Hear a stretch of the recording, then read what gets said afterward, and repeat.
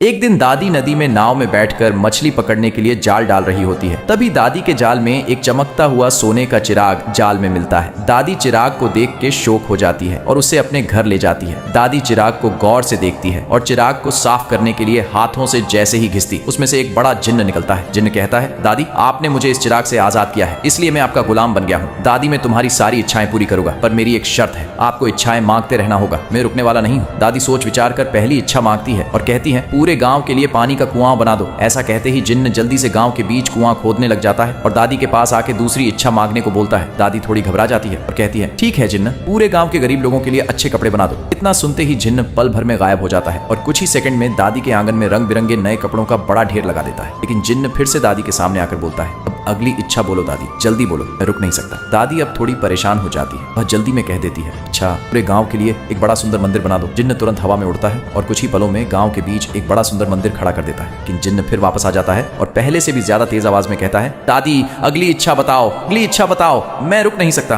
दादी अब गहरी सोच में पड़ जाती है कि जिन्न ने साफ कह दिया था उसे लगातार इच्छाएं मांगते रहना होगा। दादी शांत होकर सोचने लगती है कि उसके दिमाग में एक चालाकी भरा विचार आता है। दादी मुस्कुराते हुए जिन्न से कहती है, ठीक है जिन्न, ये अगली इच्छा ये है, तुम इस चिराग के अंदर वापस जाओ, तब तक बाहर मत आना, तब तक मैं तुम्हें फिर से न बुलाऊं। जिन्न दादी की इच्छा सुनते ही मजबूर हो जाता है क्योंकि उसे हर इच्छा पूरी करनी थी। अगले ही पल वह तेज धुएं के साथ फिर से उसी सोने के चिराग के अंदर चला जाता है। लेकिन दादी जोर जोर से रोने लगती है, क्योंकि आप लोगों ने लाइक, सब्सक्राइब, फॉलो नहीं किया।